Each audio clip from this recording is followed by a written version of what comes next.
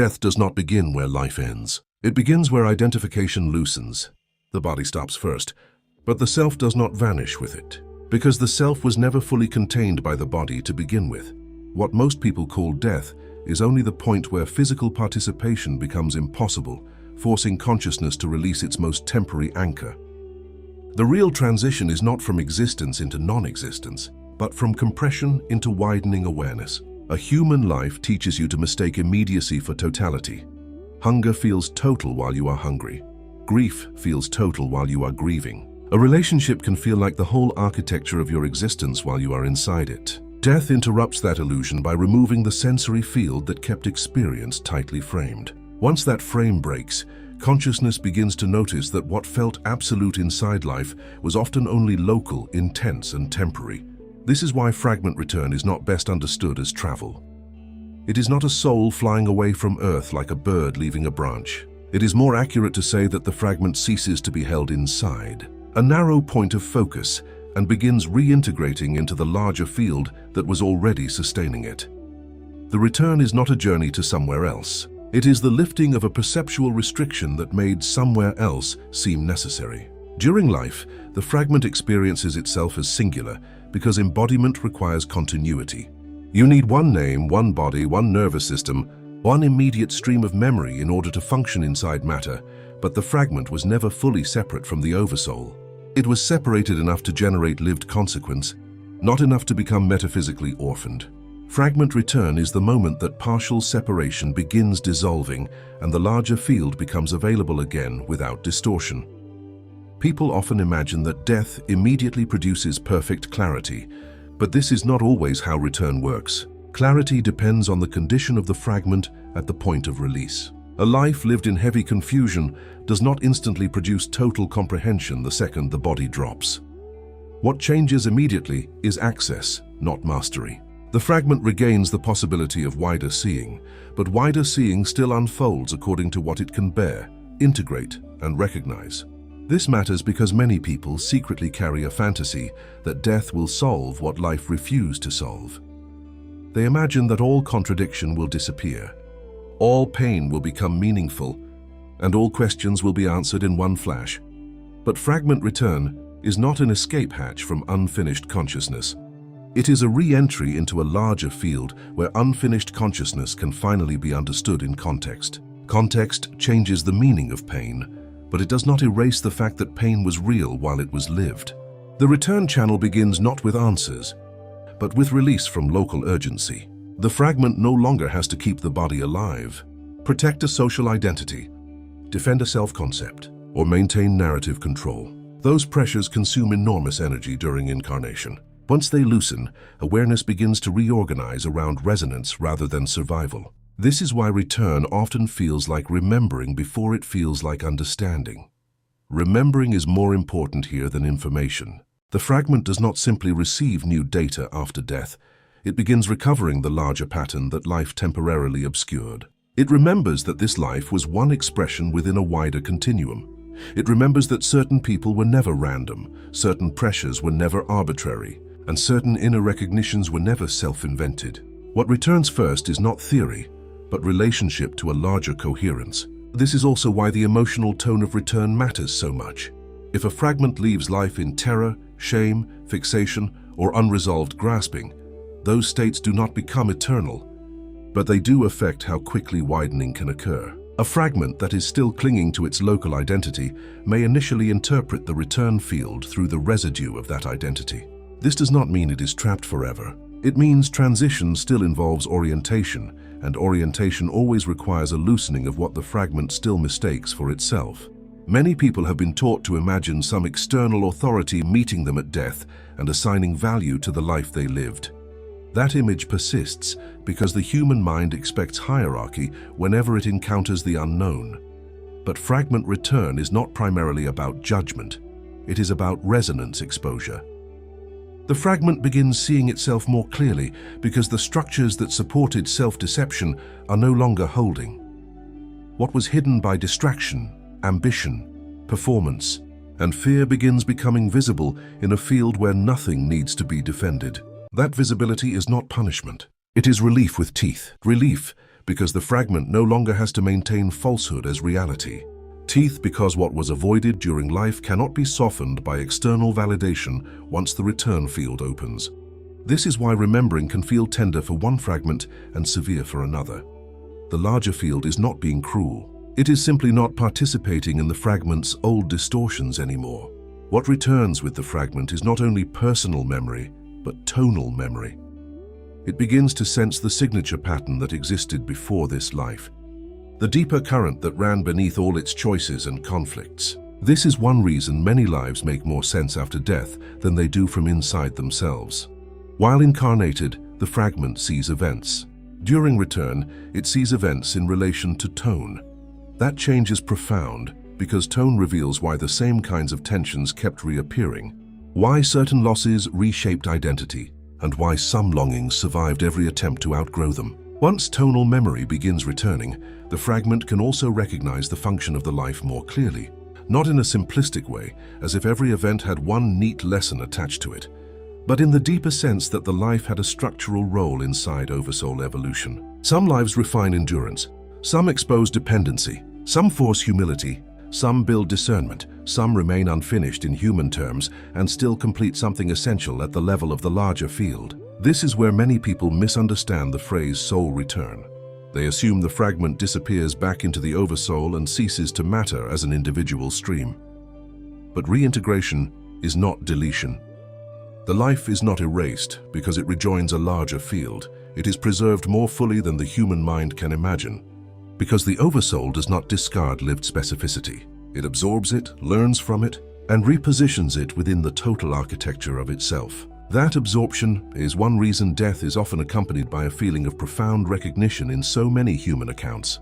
Recognition is what happens when separation begins losing its authority. The fragment starts to feel that it was always being held by something larger than its local suffering. Even when incarnation felt isolated, the larger field was never absent. It was only partially veiled so that the life could become real on its own terms. From this view, death is not the opposite of birth. Birth is entry into narrowed participation. Death is release from narrowed participation. Both are threshold events, but they move in opposite directions. One condenses awareness so consequence can become embodied.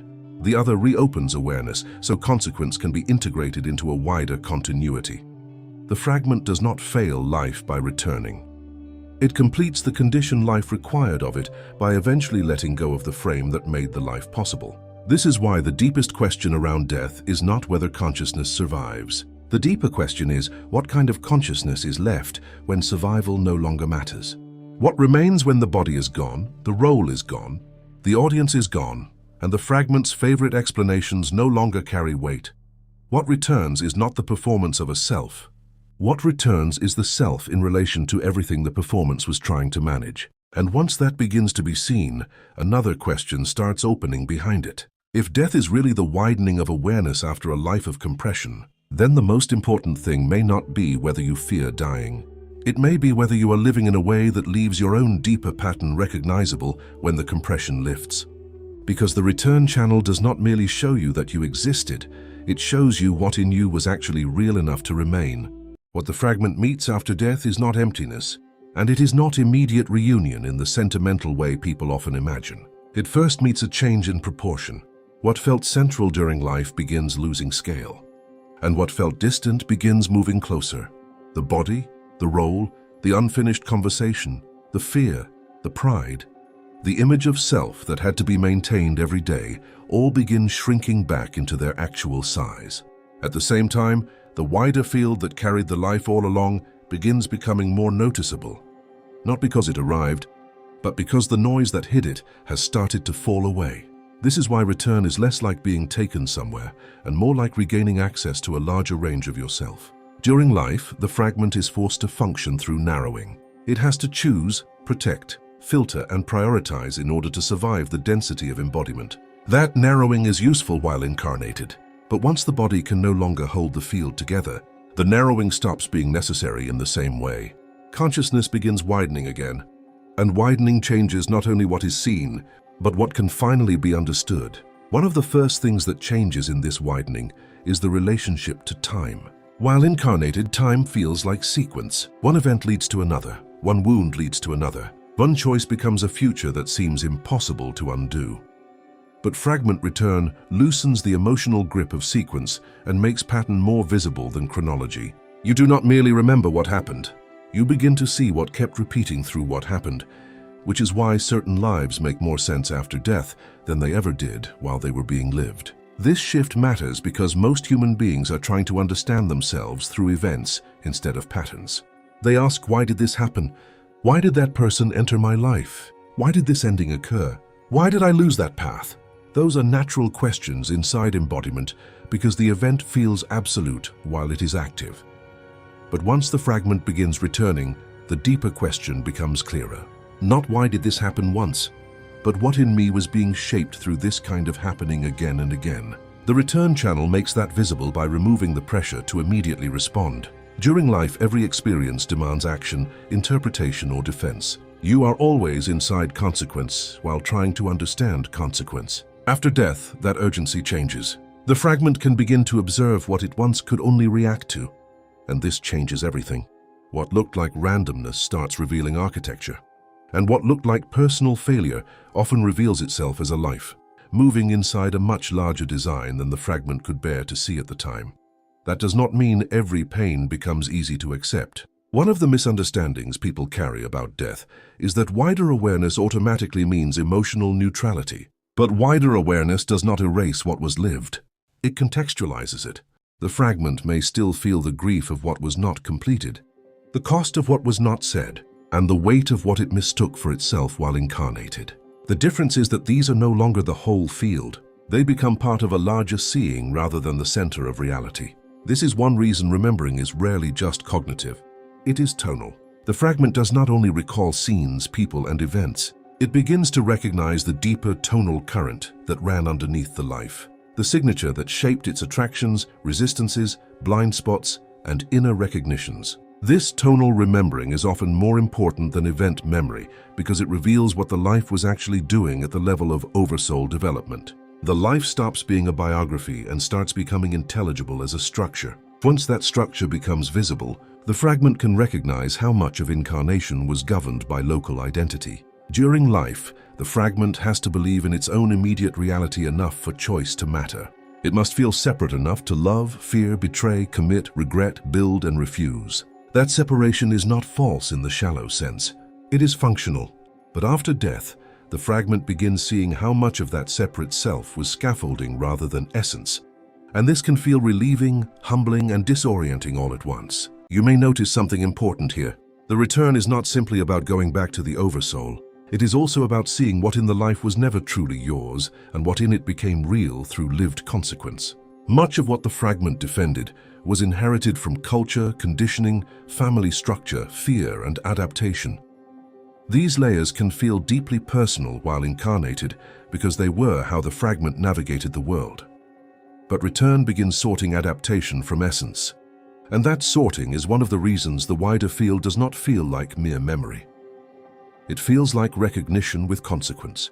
That consequence is important because the oversoul does not absorb a life as raw footage. It receives the life as refined pattern, as lived coherence or incoherence made visible through consequence. What mattered most is not always what looked important to the personality. External success may carry very little structural weight if it did not change the actual quality of consciousness. Meanwhile, a small act of honesty, restraint, surrender, or courage may carry immense significance because it revealed a true shift in the fragment's internal architecture. This is also why judgment is such a poor model for what happens after death. The fragment is not standing before an external authority waiting for a verdict. It is entering a field where what was true in it becomes increasingly difficult to avoid. That can feel severe if the fragment spent a life constructing identity around avoidance. It can feel deeply peaceful if the fragment lived in growing alignment with what it already knew beneath its fear. In both cases, the field itself is not punishing or rewarding. It is simply more transparent than embodied life allowed reality to be. Transparency changes the meaning of unfinished things as well. Not every life ends with visible completion. Some end in confusion, interruption, regret, or apparent collapse. From within incarnation, this can feel tragic because humans measure meaning through narrative closure. But Fragment Return is not looking for literary closure. It is looking for structural result. A life may appear incomplete in human terms and still complete a necessary development inside the Oversoul field, because what mattered was not whether the story felt finished, but whether something real became undeniable through it. This is why the Return channel often carries a surprising quality of mercy without being sentimental. Mercy, because the fragment is no longer trapped inside the narrow interpretive frame that made everything feel isolated and final. It can finally feel how much larger the field was than its local suffering. But this mercy is not indulgence. It does not preserve illusions out of kindness. It reveals more, not less. It widens context, while also making distortion easier to see. Which is why some fragments experience return as relief and accountability arriving together. That paired movement of relief and accountability begins to explain why death is not only an ending, it is an interpretive shift. Life trains the fragment to read from inside pressure. Return allows it to read from outside pressure while still retaining what pressure taught. This is one reason the Oversoul values incarnation so highly. Only embodied life can make certain kinds of choice real, but only Return can fully reveal what those choices actually built. The fragment does not lose the life when it returns. It gains the ability to understand the life in relation to a much larger field of meaning.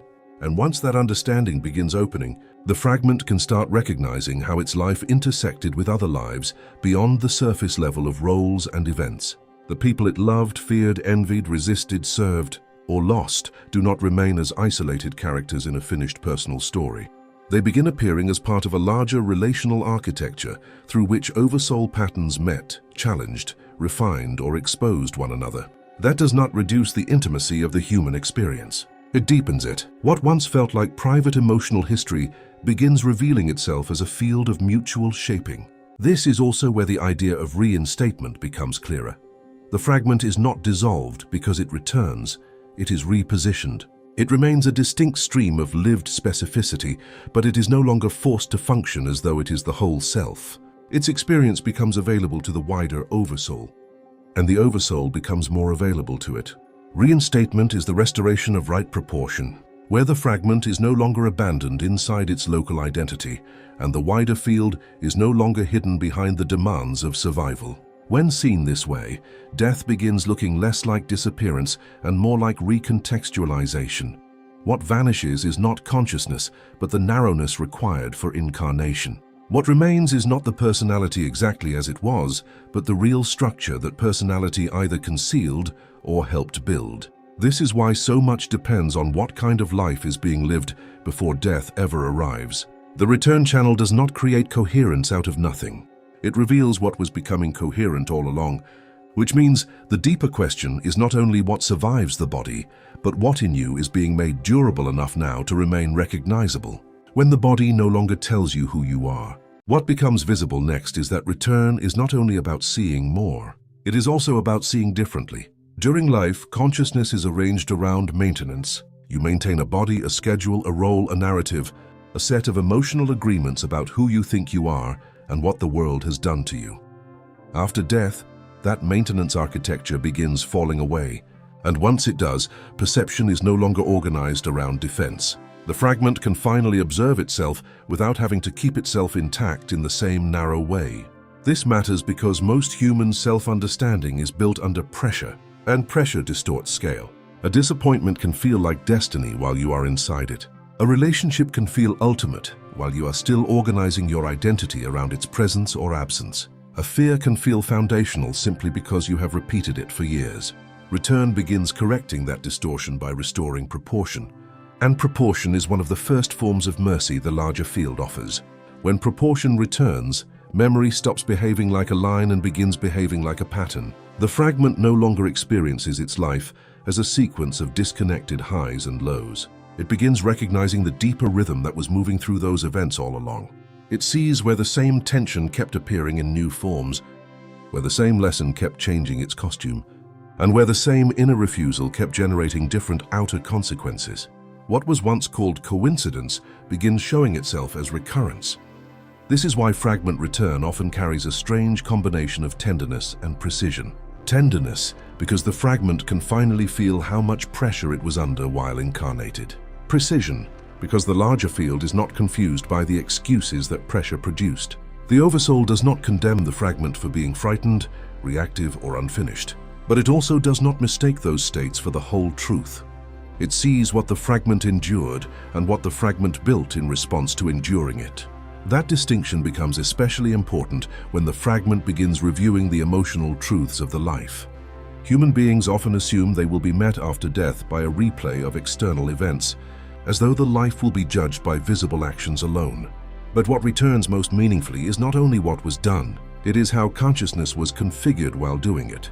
Two people may say the same words, perform the same task, even carry the same role, and yet one act may strengthen the soul, while the other leaves almost no structural imprint because the inner quality was entirely different. This means the return field is not interested in performance in the way the human world is. It does not care about appearing wise, appearing kind, appearing devoted, appearing awakened, or appearing successful. It reveals the quality of consciousness that was actually present beneath those appearances. That can feel unsettling if a fragment spent much of life building identity through image. It can feel deeply relieving if the fragment spent much of life trying to remain sincere even when it was misunderstood. Because sincerity has a very different kind of weight in the return field than image ever does. You may notice something important when you begin looking at life through this lens. Many of the things human beings obsess over are not what determine the deepest meaning of a life. Not because they are irrelevant, but because they are often symbolic containers for deeper movements of consciousness. The job, the title, the success, the failure, the loss, the public recognition, the private shame. These are all real, and they all matter while they are lived. But what the Oversoul receives through fragment return is the deeper pattern those experiences either clarified or concealed.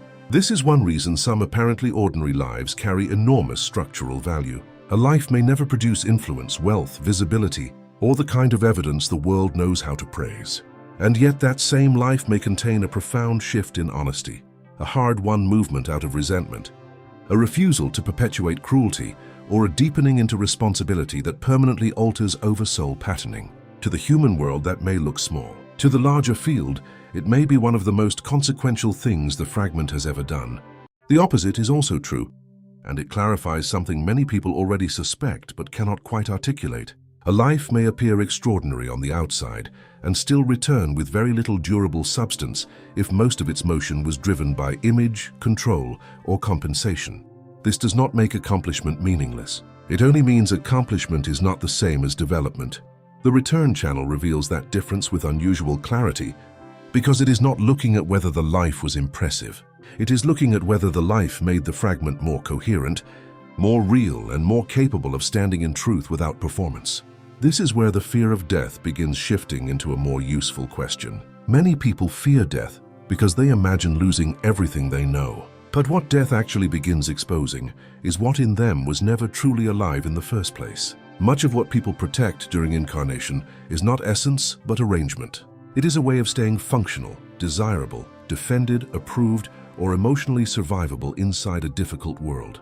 Return begins dissolving those arrangements, not to punish the fragment, but to reveal what remains once arrangement is no longer needed. What remains is not always dramatic. Sometimes it is very simple. A clearer quality of love, a more honest relationship to power, a greater capacity to stay open without collapsing, a refusal to lie to oneself, a quieter but stronger center of gravity that did not exist before the life was lived. These are not decorative spiritual qualities.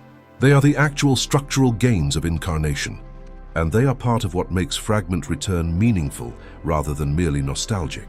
This also helps explain why the return channel is not merely retrospective. It is not only about understanding the life that ended, it is also about repositioning that life inside a wider pattern of continuation. Once the fragment begins recognizing what became real through the life, that recognition changes what becomes possible next. The oversoul does not merely absorb the fragment like a drop into an ocean and erase its distinctions. It receives the specificity of the life, integrates its gains, registers its unfinished tensions, and carries all of that forward into future design. Future design does not mean simple repetition. The same lesson is rarely repeated in exactly the same form once it has been deeply seen. What changes is the level at which the pattern is encountered. A fragment that spent one life learning not to betray its own truth may later encounter a life where the issue is not personal, honesty, but the ability to embody truth in service, leadership, intimacy, or restraint. Return makes those distinctions more visible because it shows not only what remained unresolved, but what was genuinely built. That is why death from the oversoul perspective is not a verdict. It is a clarification point. The fragment does not vanish into abstraction, and it does not carry forward as a frozen personality either. It is received as lived pattern, as developed tone, as earned structure, as reality that has passed through consequence and remained. In that sense, fragment return is one of the most intimate things the oversoul ever experiences. It is the moment when what was once lived under separation becomes available again inside wholeness, without losing what made it real. Once this becomes visible, life itself starts looking different. It becomes harder to measure yourself by the usual human standards alone, because you begin sensing that the deepest question is not whether a life appears successful while it is happening. The deeper question is whether the life is making something in you durable enough to remain meaningful when the body, the role, and the audience are gone.